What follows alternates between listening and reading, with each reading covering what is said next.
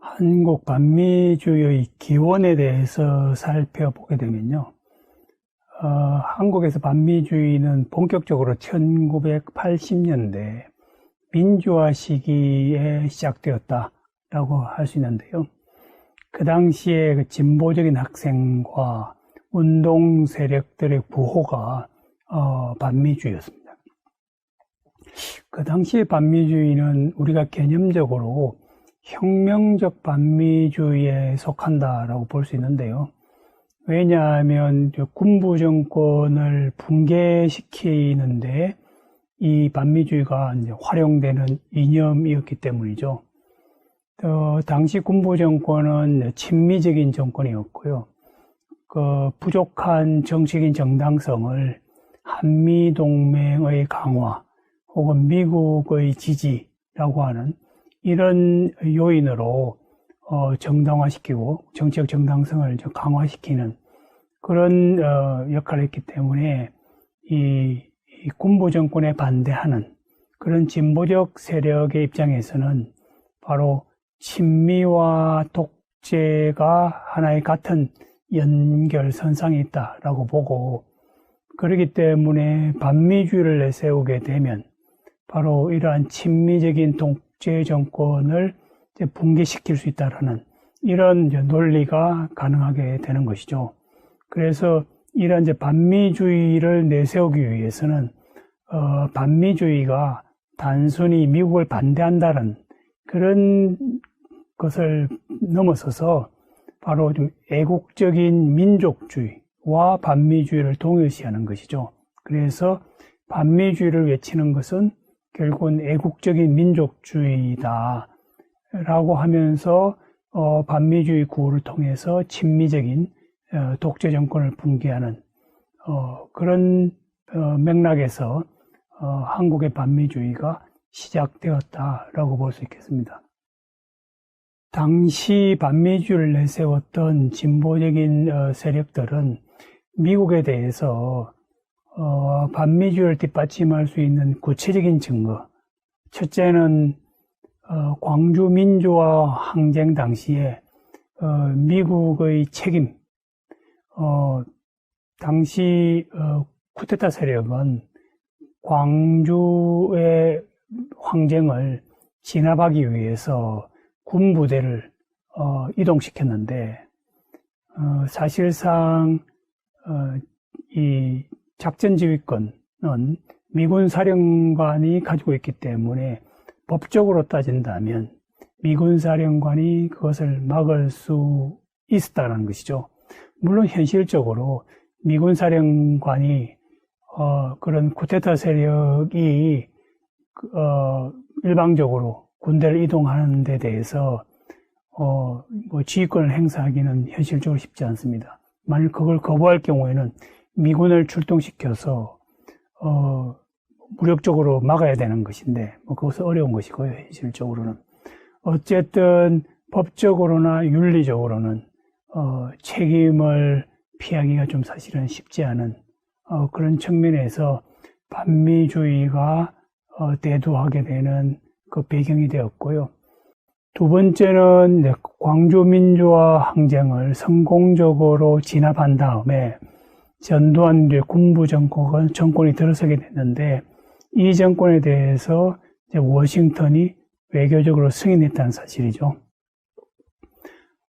미국의 입장에서는 한반도 정책에서 제일 우선순위는 북한의 침략을 막는 것입니다. 그러기 위해서는 무엇보다도 한국의 정치적인 안정이 제일 중요한데 그러한 정치적 안정이 민주주의에 기반해서 이루어진다면 가장 이상적이겠죠.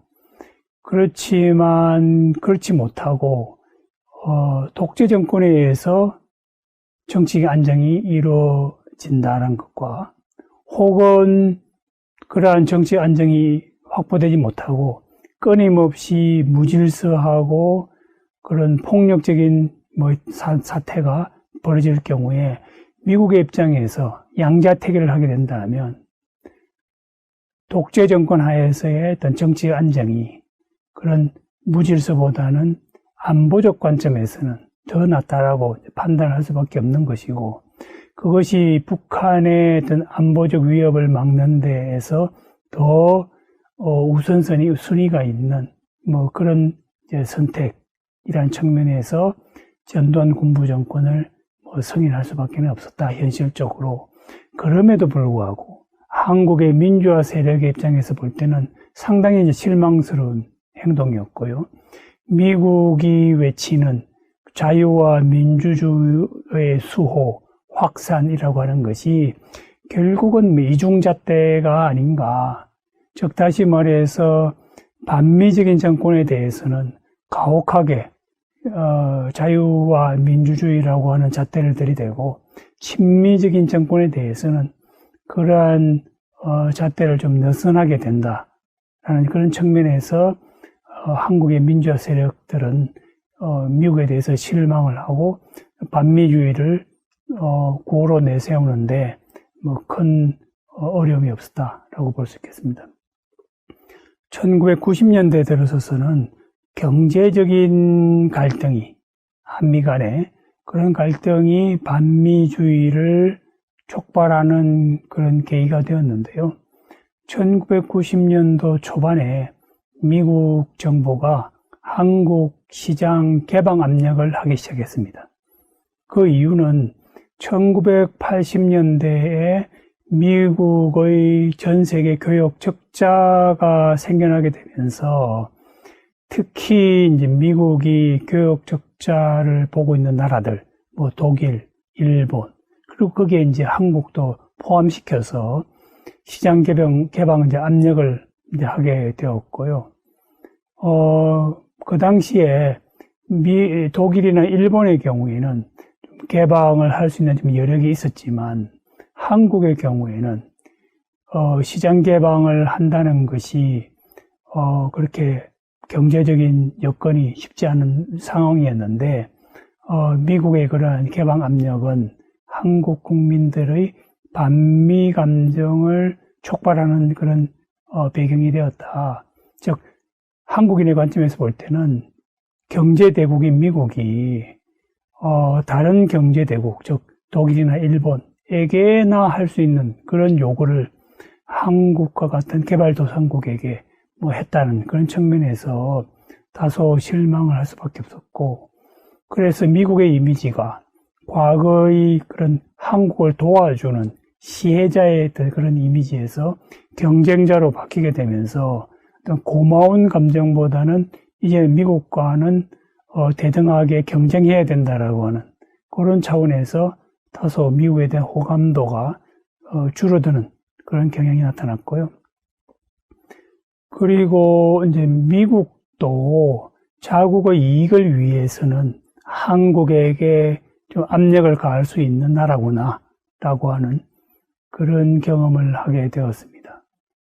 그리고 1997년도에 한국이 외환 위기를 겪게 되는데, 그 당시에 이 외환 위기를 극복하기 위해서 IMF로부터 구제금융을 받죠. 그런데 IMF가 그런 구제금융을 제공하는 대신 그 대가로 한국의 산업에 대한 가혹한 그런 구조조정 조치를 요구하게 되었고, 그 결과 한국의 많은 기업들이 도산을 하고 많은 노동자들이 대규모로 실업을 하게 되는데, 이때 한국인의 눈에는 이 IMF가 미국의 주도로 인해서 운영되는 국제기구이고, 그렇기 때문에 이 IMF의 가혹한 조치는 결국은 미국의 가혹한 조치와 대등시하는 그런 시각들이 생겨나게 되면서, 이러한 경제적 위기 상황에서 미국에 대한 반감이 커졌다라고 볼 수 있겠습니다. 지금 여러분들에게 보여드리는 이 그림은 1993년부터 2015년까지 한국인이 가지고 있던 미국에 대한 그 인식, 호감도와 비호감도를 보여주는 그림인데요. 미국에 대한 호의적인 인식, 그걸 한번 보게 되면요. 1993년도에는 66%의 한국 국민이 미국에 대한 호감을 가지고 있었습니다. 94년도에도 한 64% 정도, 약 3분의 2에 해당되는 한국인들이 미국에 대한 호감을 가지고 있었는데 2002년도에는 그것이 52%로 떨어지고 2003년도에는 46%까지 떨어졌습니다.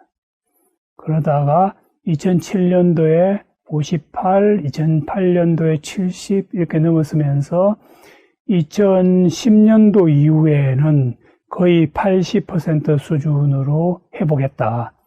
그러니까 한국인이 미국에 대한 호감도는 일반적으로 한 80% 플러스 마이너스가 가장 일반적이고 전통적인 그런 수준이라고 볼 수 있는데 2003년도에 거의 46%라고 하는 절반 이하의 한국 국민들이 미국에 대한 호감을 가질 정도로 아주 급격하게 떨어지게 되겠습니다.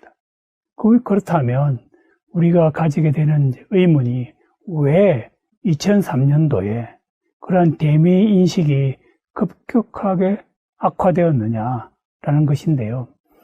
우리가 흔히 이제 반미주의와 반미 감정을 좀 구분해서 이제 살펴볼 필요가 있는데요. 반미주의라고 하는 것은 미국의 체제에 대한 그런 적대감, 다소 이념적인 성격을 가지고 있는 것이고, 상당히 장기적으로 지속되는 그런 감정을 우리가 반미주의라고 볼 수 있고요.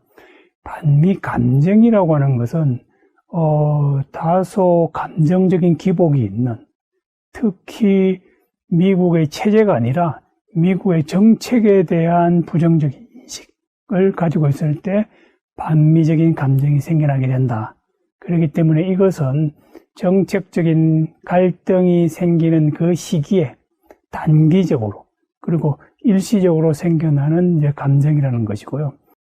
조금 전에 보여드린 그런 그래프에서 다른 시기와는 달리 2003년도에 일시적으로 대미 인식의 악화가 생겨났다라는 그런 측면에서 그 당시의 대미 인식은 반미주의라기보다는 반미 감정에 가깝다라고 할 수 있겠습니다.